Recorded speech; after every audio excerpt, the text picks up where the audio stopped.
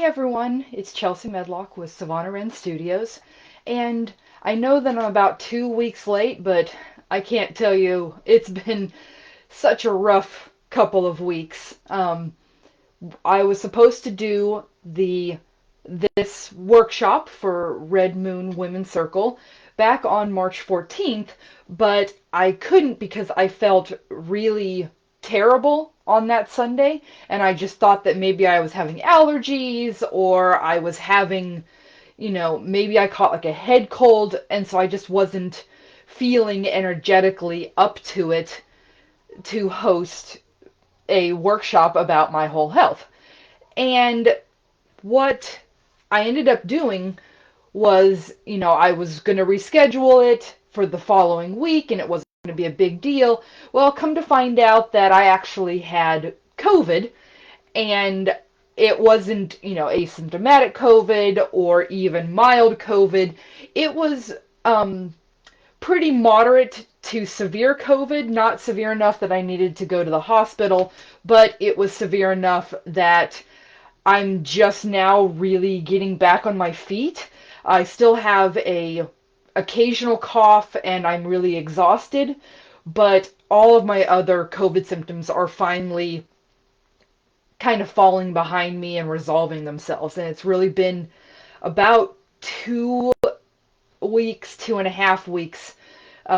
And, I had to go to the doctor and I had to go and get a antibiotic um, infusion and an antibody infusion, and I had to take more antibiotics on top of that because I developed pneumonia along with my COVID symptoms. But I'm finally starting to feel better. The kids are doing great. They really only had a headache for like one day. And my husband is starting to feel better. So we're just kind of waiting out our quarantine period. And so I thought that rather than continuing to push back my workshop schedule, that I would hop on here, and even if it's a short workshop today and a short workshop tomorrow for Messy Yoga Mom, that I would rather come and have a discussion about our whole health than to continue to push things back and cause more issues down the road and just have things kind of continue to pile up. So, the first thing that I really wanted to discuss today is I wanted to ask you personally, all the viewers that are currently watching, what does the term or the phrase whole health mean to you?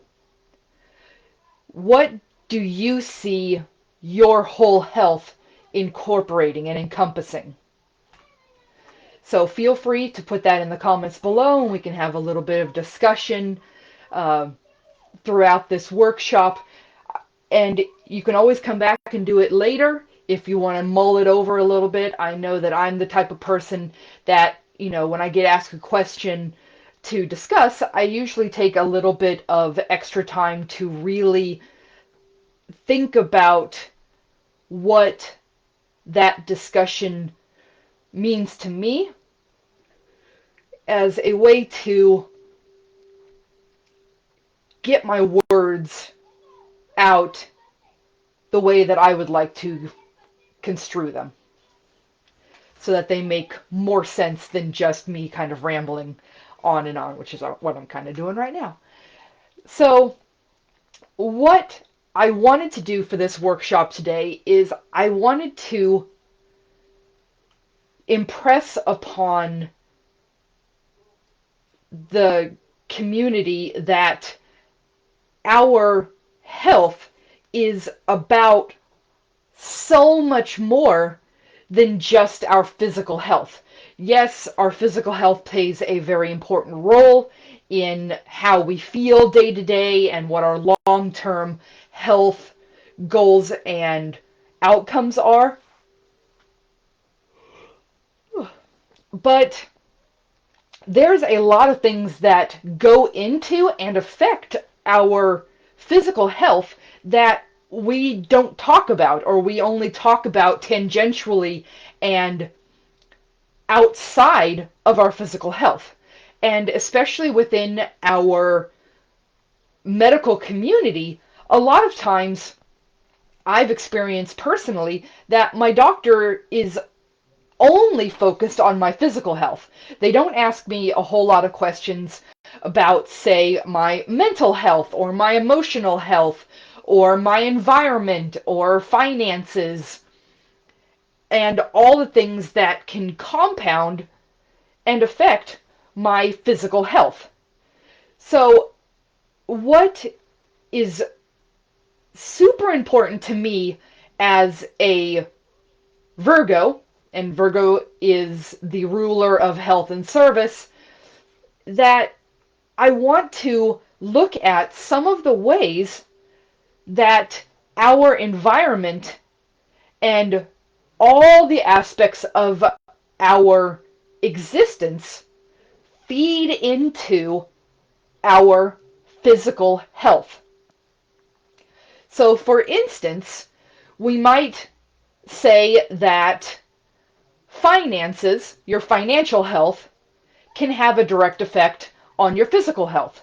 If you are not in a financially stable place, you are going to have added health, physical health, and mental health issues that come out of stress, but also, say, access to nutritional food or time to focus on exercise and movement and time to recuperate after working.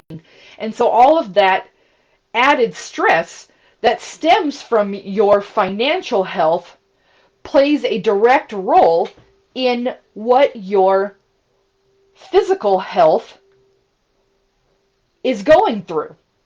And just like financial health is paramount to your physical health and how you are able to take care of your body, mental health is just as important, and in many ways can be more important to the direct impact of your physical health.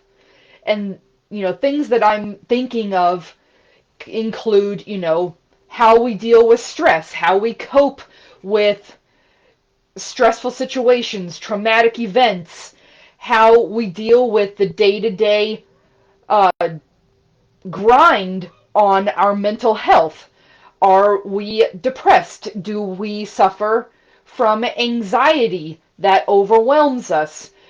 Are we dealing with core negative beliefs that mean that we don't want to take care of ourselves because we don't have time or don't prioritize our self-care, or we believe that we are undeserving of self-care in all of its forms because we don't have a lot of self-love for our body in particular.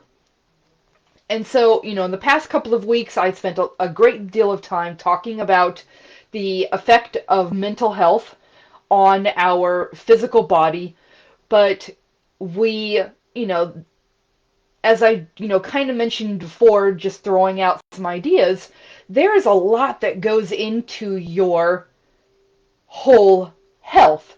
And I don't want to disparage the medical community because I have interacted with doctors who are becoming more sensitive to the effects of other areas of our lives on our physical health. For instance, my general practitioner out in Lee Summit, every time I go in to see her, she actually takes the time to not only talk about my physical health, how is the weight going?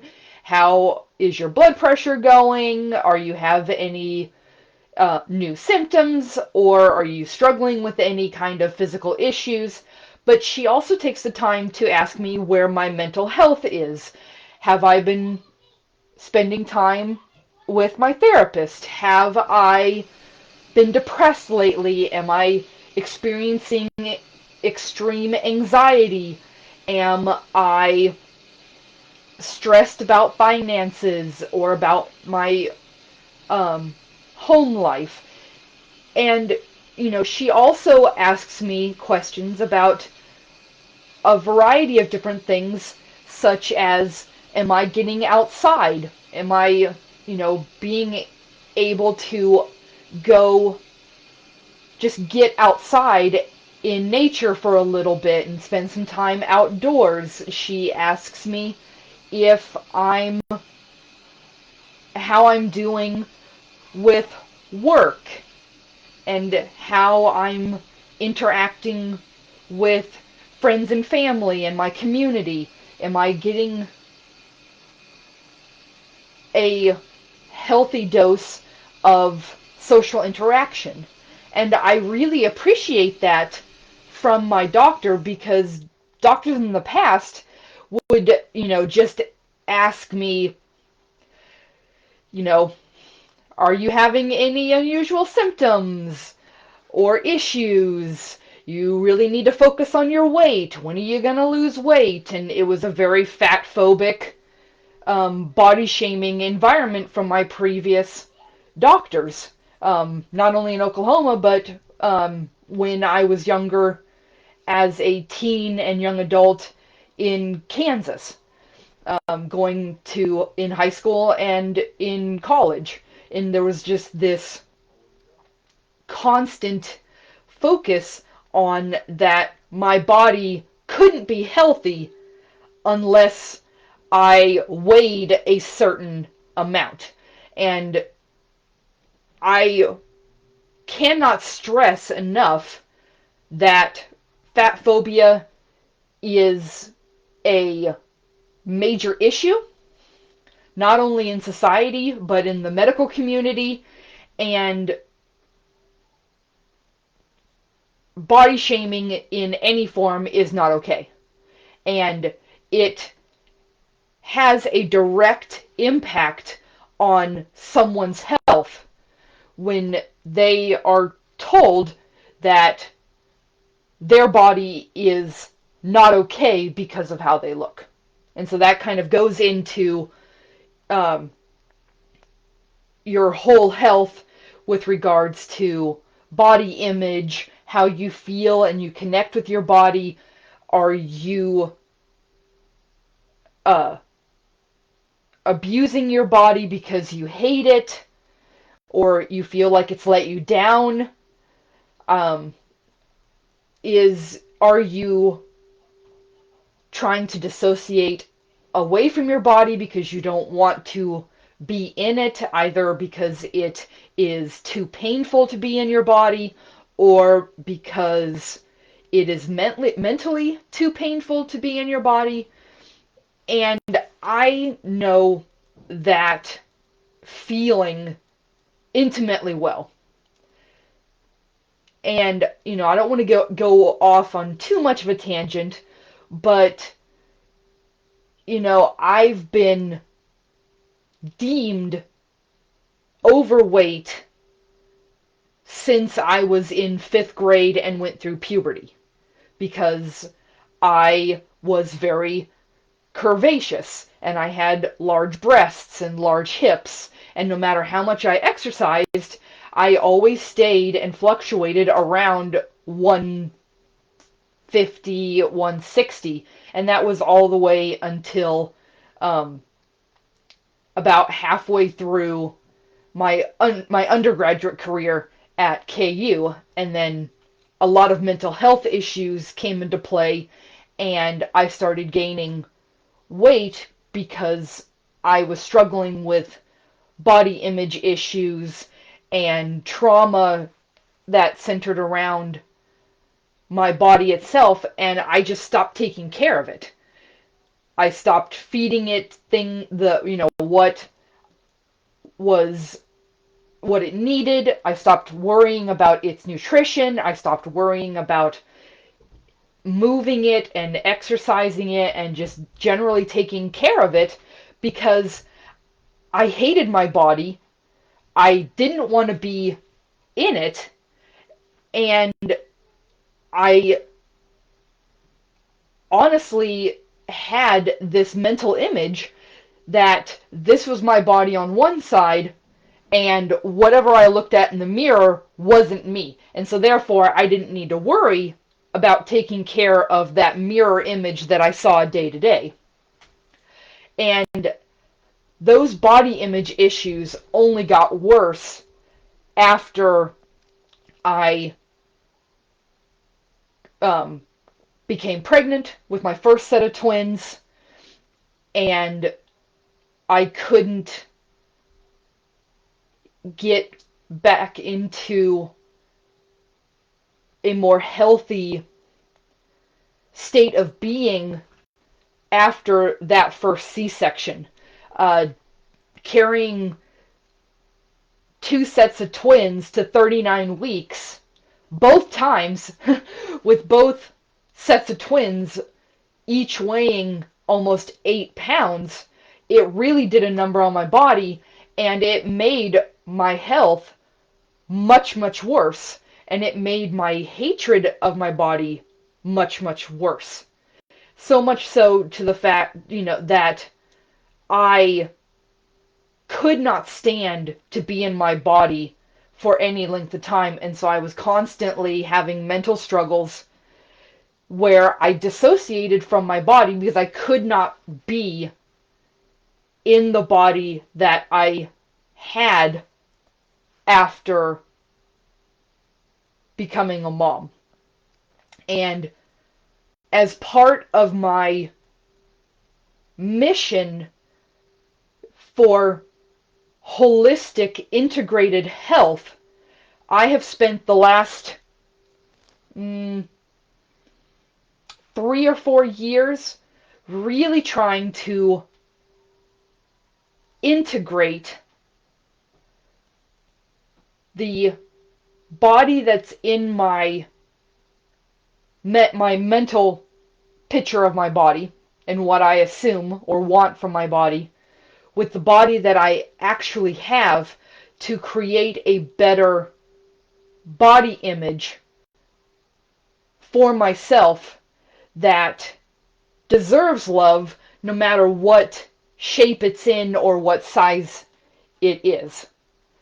And I have really been focusing, especially this last 2 years or so, trying to love my body for where it is at rather than impose or superimpose some kind of idealistic standard that I'm never going to meet.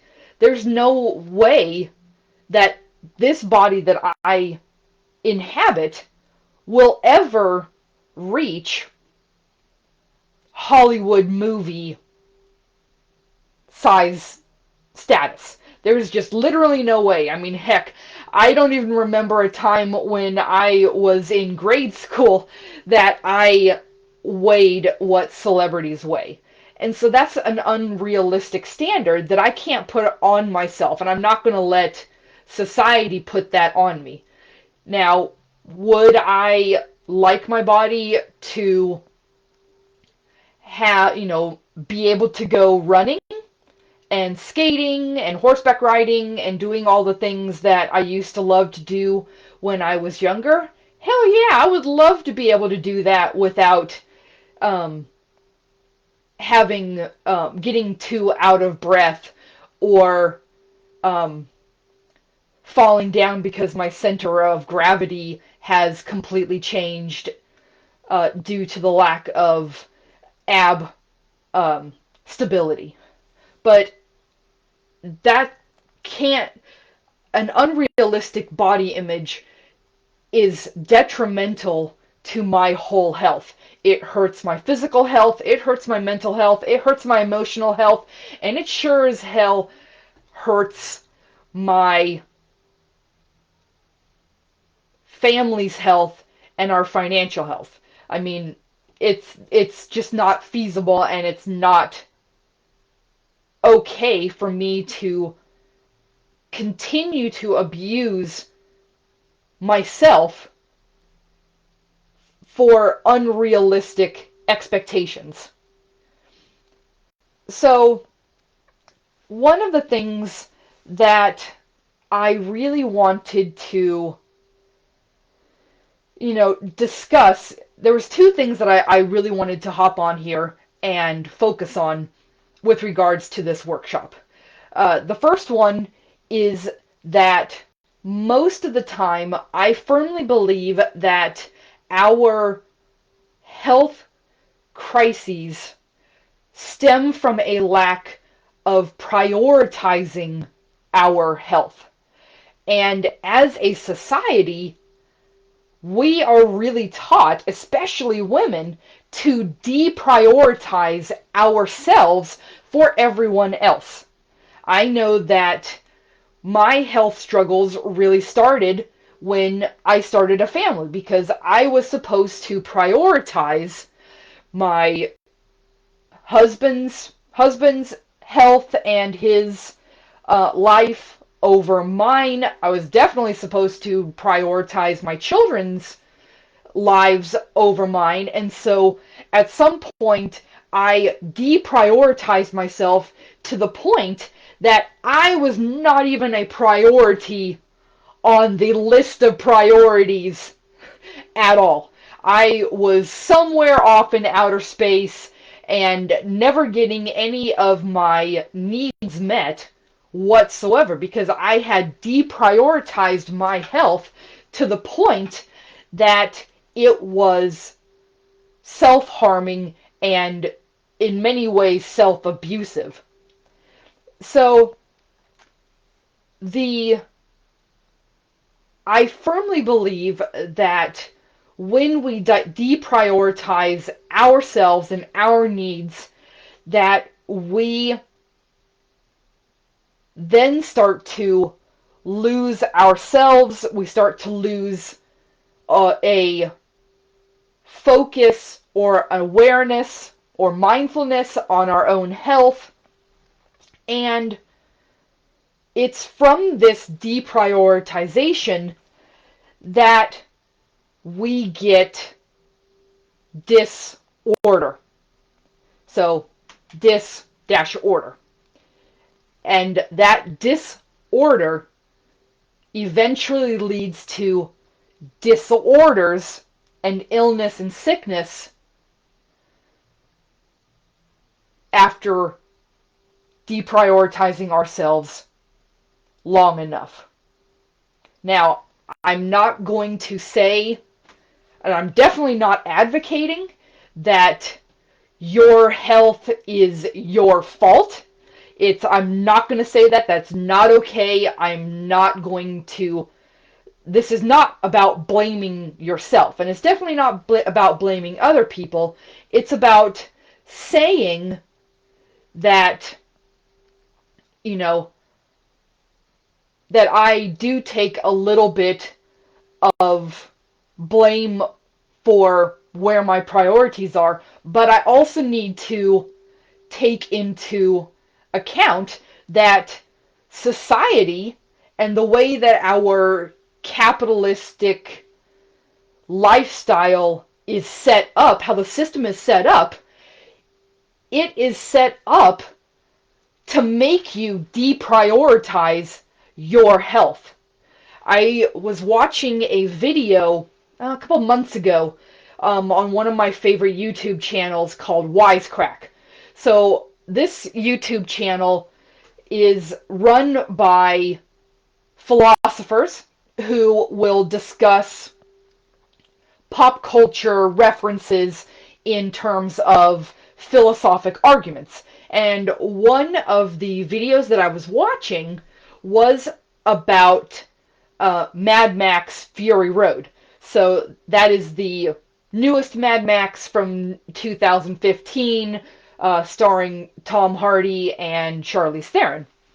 And the whole discussion in this video was that we as a global society are no longer focused on keeping citizens alive. That the whole purpose of capitalistic and post-capitalism societies is to use you and expedite your death so that every little bit of you can be used to perpetuate the system.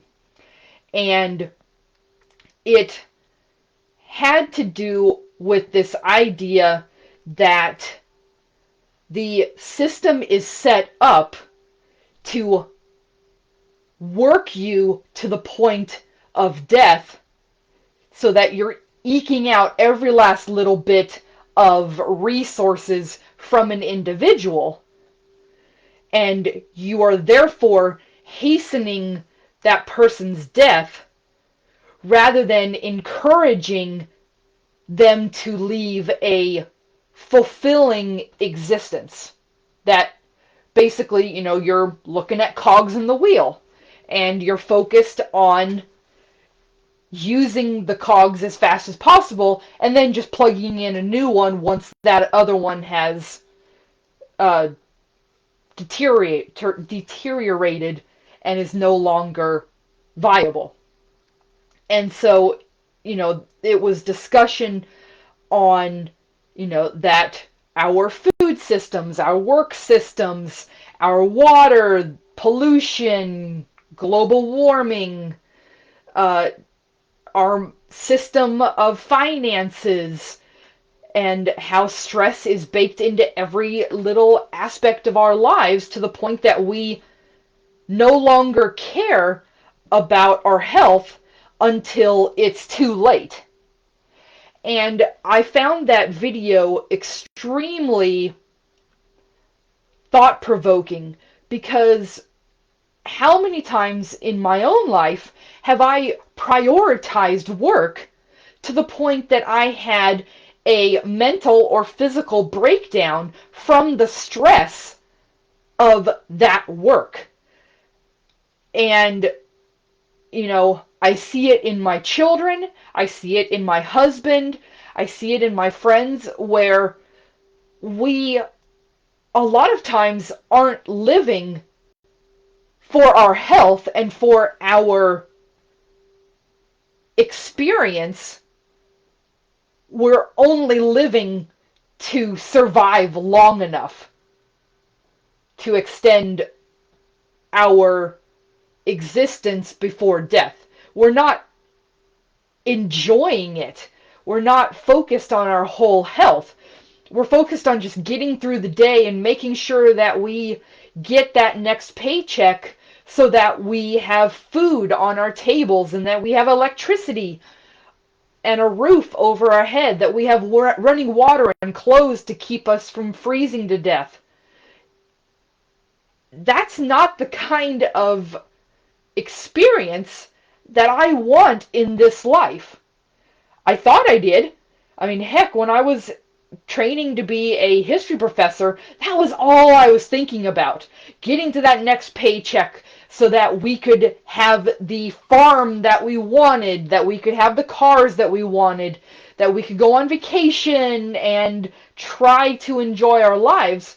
But no matter how hard I worked and no matter how much I deprioritized my health to focus on work and those deadlines and breaking down my health and my mental health, I never got to the point where I was enjoying my existence. And so now I try to spend more time focused on what am I doing with this body that I've been given? What, am I taking care of it? Am I abusing it? Am I allowing other people to abuse it or make horrible comments about it? What am I doing with the body that I have now? Because I'm sure as heck not going to take this body with me after I die.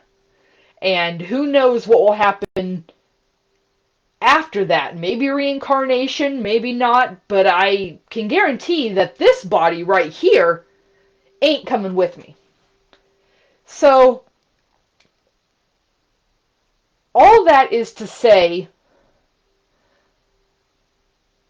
if you find yourself deprioritizing your health and your experiences and what you need in this life, what might be the root of that deprioritization? What is at the center of that prioritizing everything else over your health?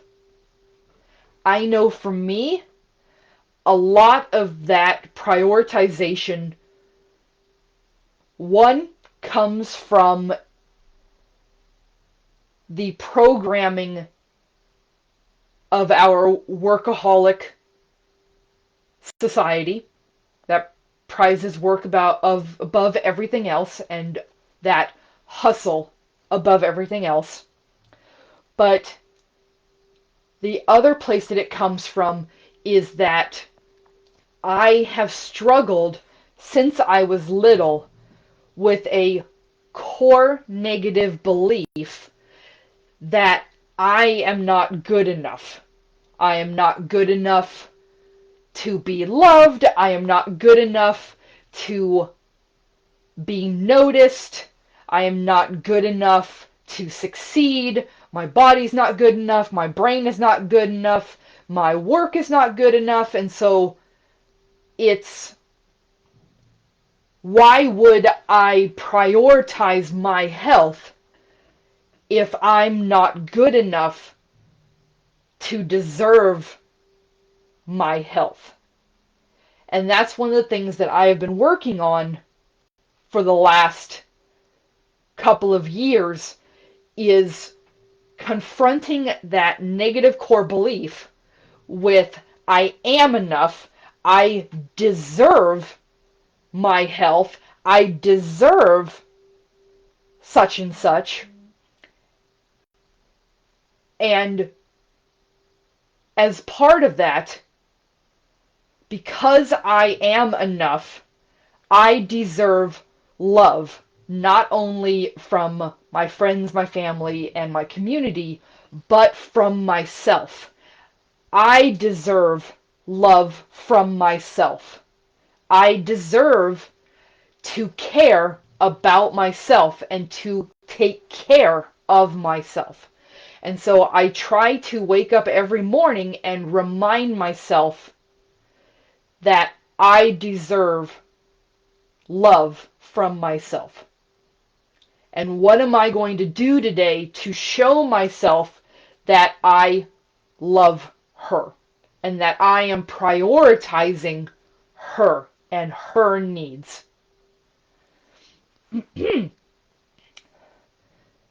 The other aspect that I wanted to discuss today in this whole health workshop was different tips and ideas for how one can support your whole health.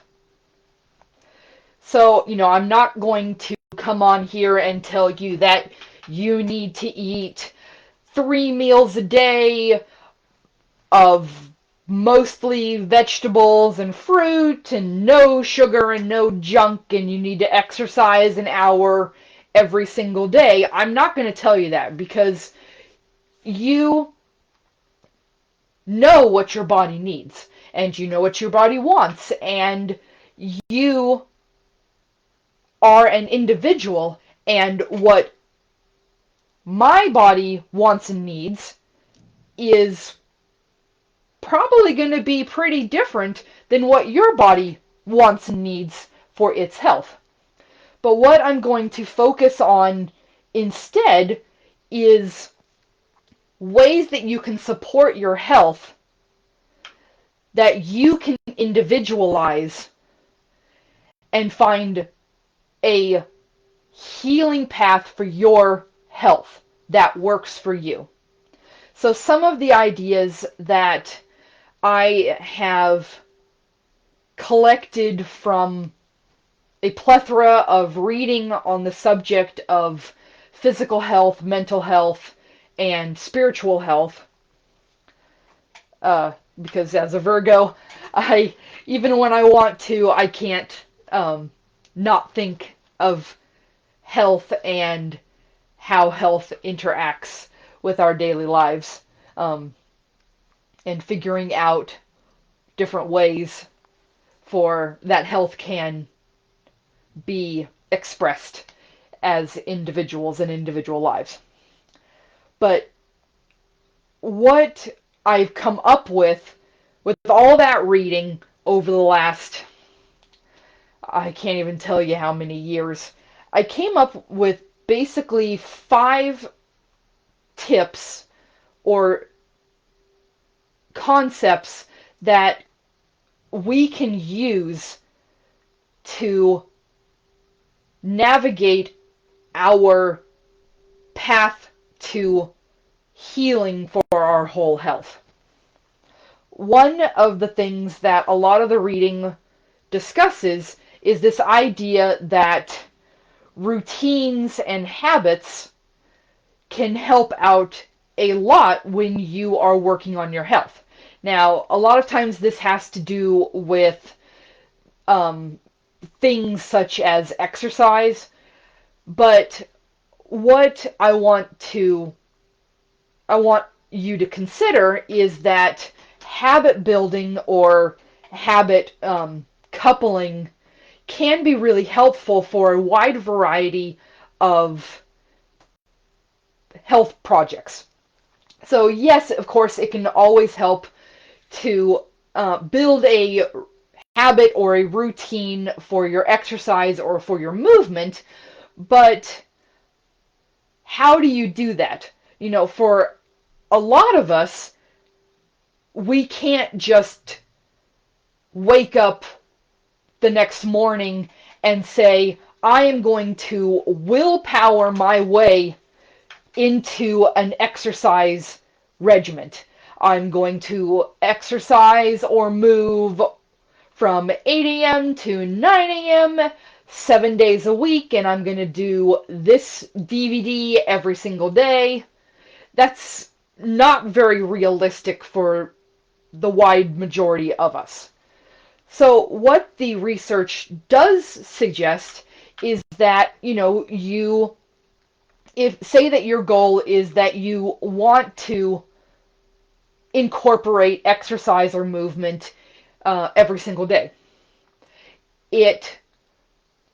what the research would suggest is that you, one, say that start small and achievable, maybe 5 minutes or one walk around the cul-de-sac every day. And then you build on that so that next time it's 6 minutes or 10 minutes or 20 minutes over time, or maybe it's 2 laps around the block or 5 laps or a mile, and you just build that over time. But even then, that can be kind of daunting, and so one of the best ways to help build a habit that is successful for your health is to couple it with something that you enjoy. So, for instance, listening to your favorite CD while you exercise, or say that you are going to work on tracking your food just to see what you're eating each day, and not worrying so much about the calorie content, but just saying, hey, today I had waffles and I had eggs and I had soup for lunch, and for dinner I had salad and a hamburger.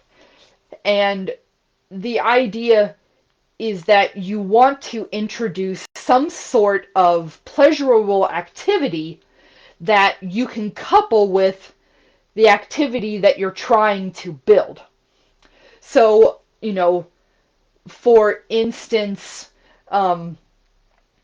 when I try to do, when I try to exercise, I usually listen to an audiobook, or I will dance with my upper body while I'm walking, or I will talk on the phone with a friend as a way to help me get into the activity without making it feel like a punishment. Because if the activity feels like a punishment, you're not going to do it and you're not going to continue it.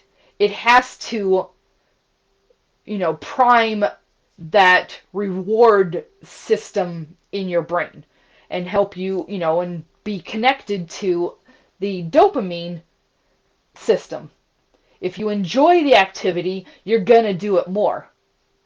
So that's one idea. Routines and habits can make health journeys a little bit easier by introducing that foundation or routine stability that makes you want to do it long term. So that's one of the first tips. The next tip that I have read extensively about has to do with your environment. Your environment has to be conducive to your health goals and your health journey. One of the books that I read, it was mainly focused on, exercise and food. Is your pantry filled with this or that food that's going to derail your health goals? Do you have exercise equipment at home? Is it hiding in the closet, or can you see it every day? Though, those ideas can be helpful, but for someone like myself that is neurodivergent with ADHD and sensory processing disorder, having the exercise equipment out all the time, I tend to just kind of bypass it because it's now part of the scenery. And if it's hidden, it's out of sight, out of mind. And so a lot of times what I do is I make sure that I am finding ways to introduce visual cues in my environment to remind myself, oh hey, I haven't moved today. I probably should get up and at least walk around my living room to get some movement and just kind of exercise just a little bit. It doesn't have to be anything big. Or I need visual cues for what I'm eating from my food.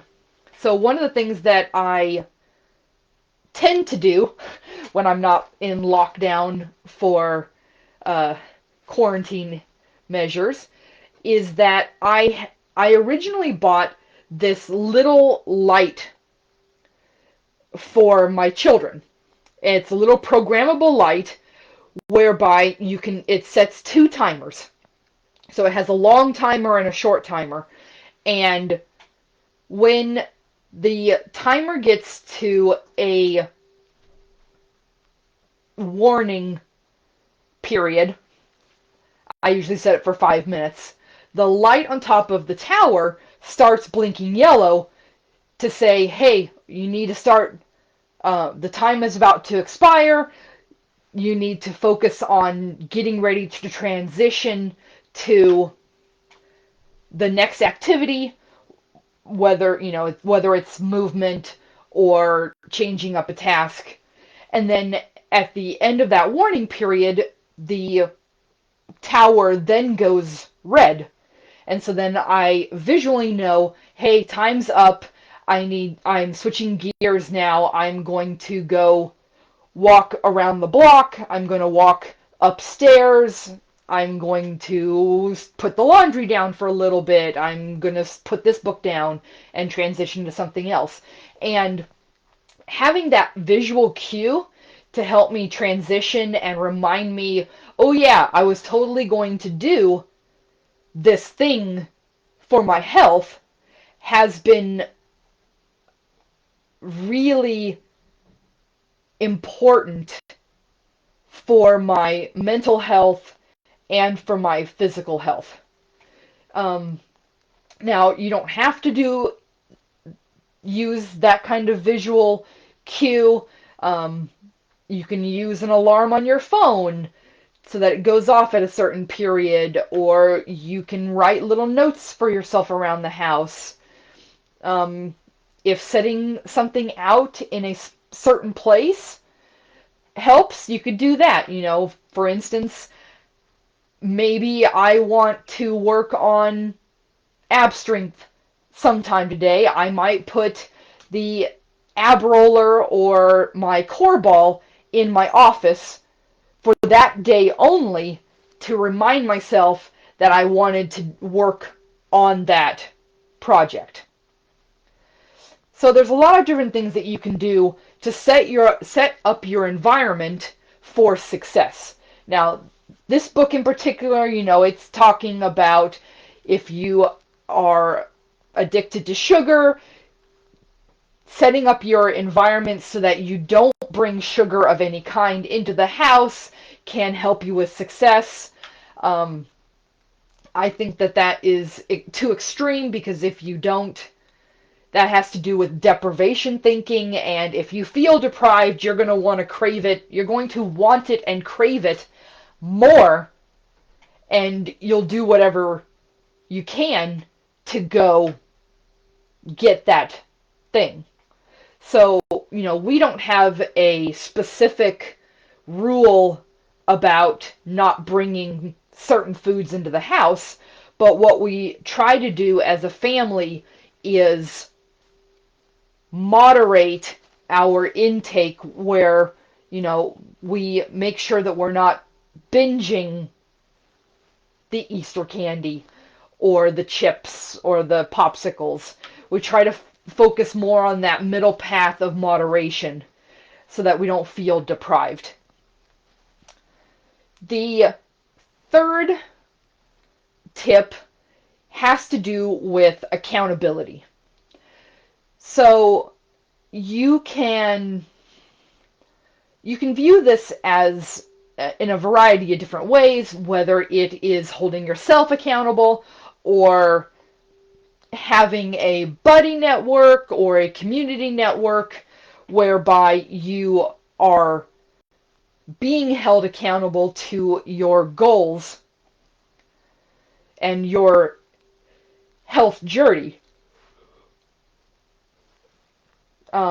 Buddy systems can work, but when you have a buddy system, it takes two to tango. So if you're struggling with your system and your partner struggling with your system, the buddy accountability is not going to work. If it's an uneven dynamic, it's not going to work. So, there's a lot of different kinds of accountability systems that you can use. I've seen people that will print out a 30-day calendar and put little X's on every single day that they do the activity for their health, or little stickers.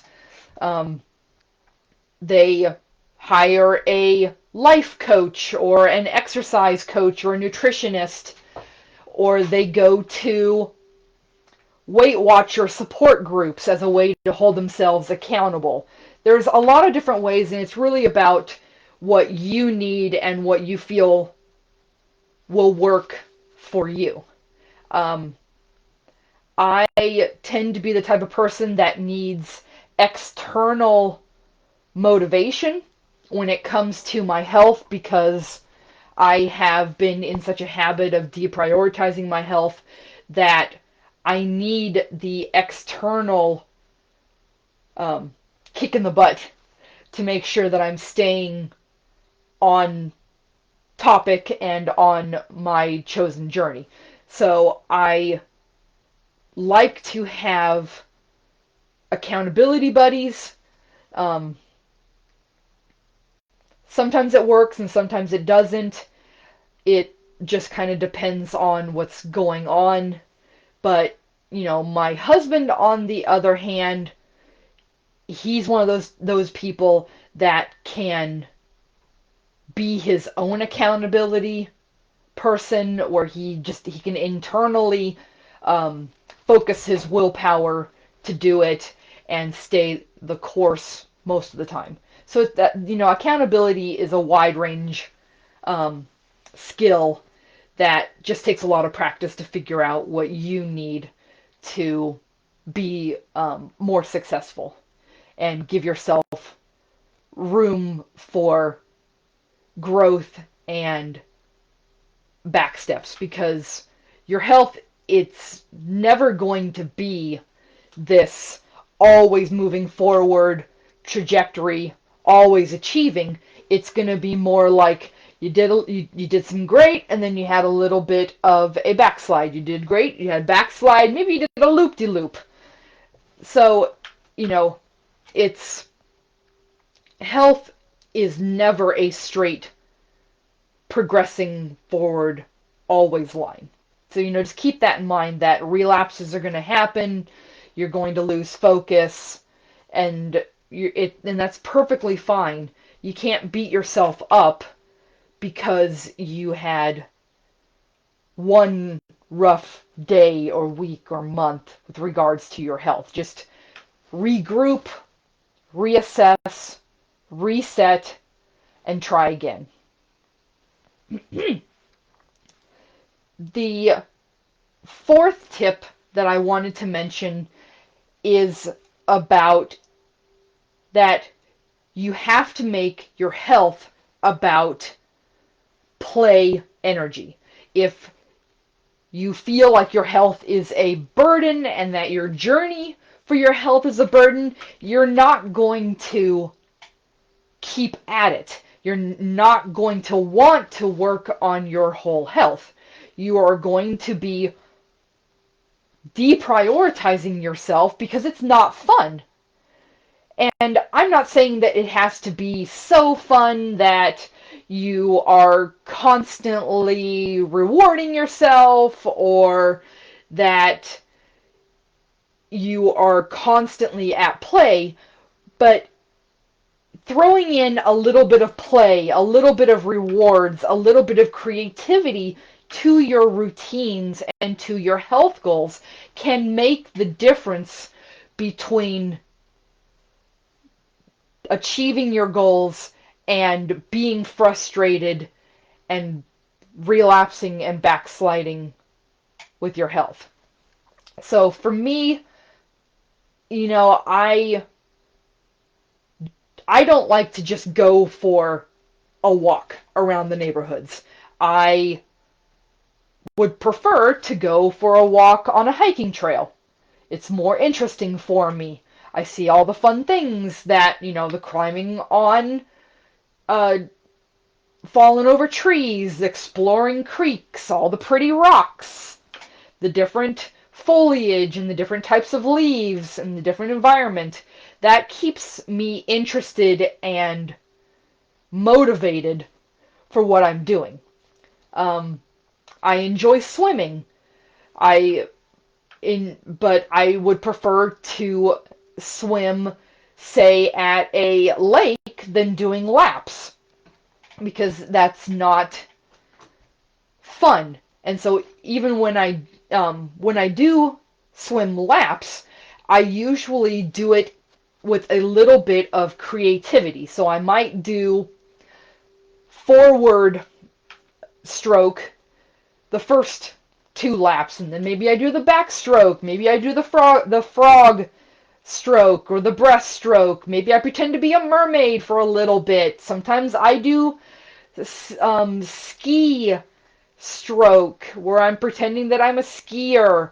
I do push-ups and I do flips and I hold my breath to count and see how far I can go. and I make the swimming laps fun and interesting for myself so that I enjoy doing it. And that's what I'm really trying to get at with regards to this idea of interjecting creativity and play in your health journey. And and I talked about, exercise, but you can do it with food. Spice up the fruits and vegetables that you're eating. Don't just eat them raw. Find the different types of cooking methods that you enjoy. Try new foods. Branch out. Try new cuisines. And just play around with it. And you can do the same thing with your mental health, your spiritual health, and your financial health. I do want to mention really quick before I go into the last tip that you don't have to spend tons of money to heal your whole health. If you want to spend money and you want it, on certain things, great, that's fantastic. That's totally up to you. But there is stuff that you can do that doesn't cost money. So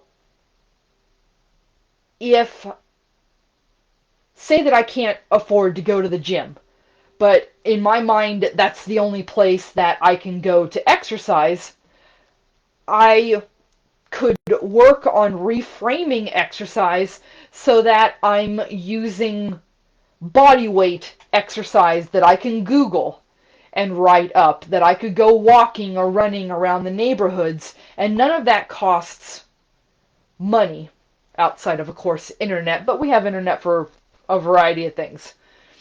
But you could also go to the library if you didn't have internet. So don't let finances stop you from focusing even a little bit on your health. Because it feels like that we are taught by the health industry and the diet culture industry and the exercise industry that you have to have these certain things and this certain amount of time and this equipment and this type of food and this type of vitamins to make your health whole and complete. And I'm here to tell you that that's not true. You don't need their gimmicks. You don't need their ideas. You can do it yourself. And if you feel that you can't do it yourself, look into what resources you have. Your accountability system, your support network, the internet, and just come up with the journey that you feel would work for you. And that kind of segues into the fifth and final tip or concept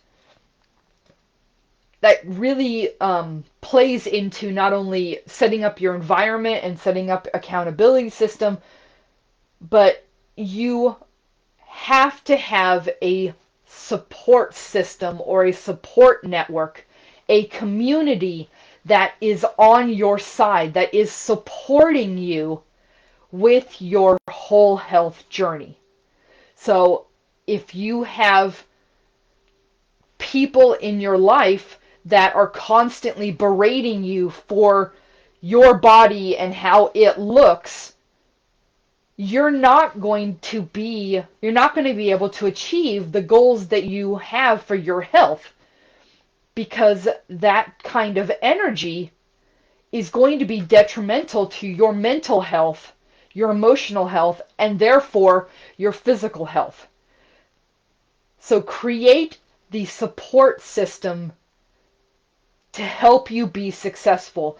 Include people that support you and care about you and want you to succeed. Because if you have that type of support on every level, you are going to be successful at many of your goals, depending on what type of goals you have and how realistic they are and how uh, measurable they are.